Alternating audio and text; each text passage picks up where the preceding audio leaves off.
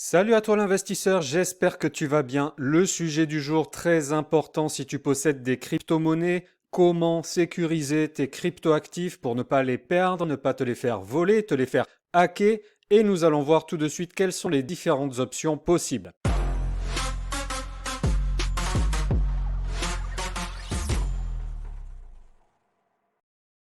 Avant de voir ensemble les solutions pour sécuriser tes crypto-monnaies, je t'invite à liker et partager cette vidéo, à t'abonner à la chaîne d'Investir et Business pour nous encourager à te fournir de nouveaux contenus pertinents pour tes investissements. Alors, comment sécuriser tes crypto-actifs? La question est cruciale, mais les solutions existantes sont finalement assez simples à mettre en place et nous allons voir ça ensemble tout de suite. La blockchain qui répertorie les transactions en crypto-monnaie est réputée infalsifiable et inviolable. Pour autant, ça ne signifie pas que tu ne peux pas te faire voler tes crypto-monnaies.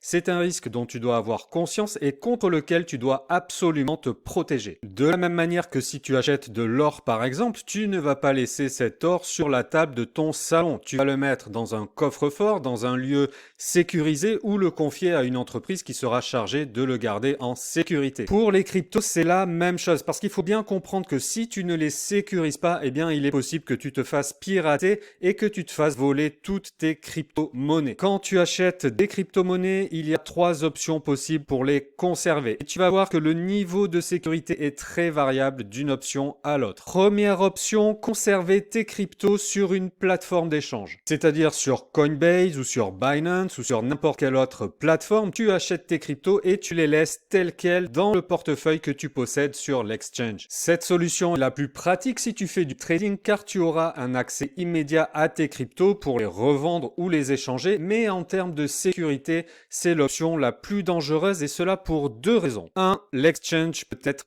piraté, c'est-à-dire qu'un hacker va pénétrer la plateforme pour ensuite vider tous les portefeuilles qui sont dessus. Alors pour faire face à ce problème, les plateformes ont mis en place des systèmes de sécurité performants mais qui ne sont pas invulnérables comme on l'a déjà vu par le passé avec des très grandes plateformes qui se sont faites hacker. 2. Ton compte personnel peut être piraté, c'est-à-dire qu'un hacker va pénétrer sur ton compte en hackant ton mot de passe par exemple et ensuite il va vider ton portefeuille. Et là, tu n'auras plus que tes yeux pour pleurer. Deuxième option pour sécuriser tes cryptos, utiliser un hot wallet ou portefeuille chaud. La méthode du hot wallet consiste à stocker tes cryptos sur ton ordinateur, ton smartphone ou ta tablette à l'aide d'une application et d'une clé privée. Tes cryptos ne sont donc plus sur la plateforme qui t'a permis de les acheter, mais sur un outil qui t'appartient. Ça peut être une solution intéressante pour garder un accès rapide à tes actifs, mais attention parce que comme l'application qui permet de stocker tes cryptos reste connecté à Internet, eh bien le risque de cyberattaque demeure présent. Donc tu dois absolument t'assurer d'une part que ton ordinateur ou ton smartphone est sain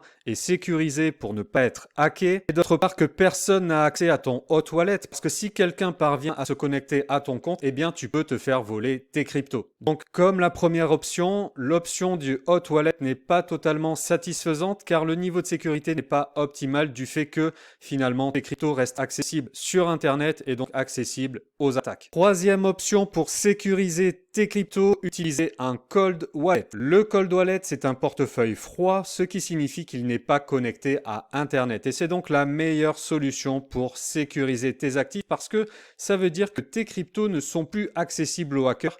Elles ne sont plus vulnérables aux cyberattaques. Le cold wallet, c'est en quelque sorte l'équivalent du coffre-fort pour le stockage de l'or ou des bijoux par exemple. Et comme pour le stockage de l'or, il existe deux solutions. Soit mettre dans le coffre-fort gardé par une entreprise spécialisée, soit mettre dans le coffre-fort que tu garderas chez toi ou dans un lieu à l'abri. Transposer au stockage des cryptos, ça signifie soit utiliser les coffres-forts proposés par certaines plateformes d'échange, soit utiliser une clé de stockage qui est l'équivalent d'un coffre-fort que tu conserveras toi-même. Concernant les cold wallets des exchanges, certaines plateformes comme Coinbase par exemple proposent un service de stockage dans des coffres-forts sécurisés hors ligne et assuré, ce qui signifie que si par malheur il y a un hold-up sur le coffre, eh bien tu seras remboursé de la valeur des cryptos que tu possédais. C'est une bonne solution pour sécuriser tes cryptos, à condition évidemment de faire confiance à la plateforme à laquelle tu confies la garde de tes cryptos. Donc attention à ne pas aller sur des plateformes trop exotiques ou qui seraient des arnaques. Concernant les clés de stockage, c'est la solution la plus recommandée car finalement c'est là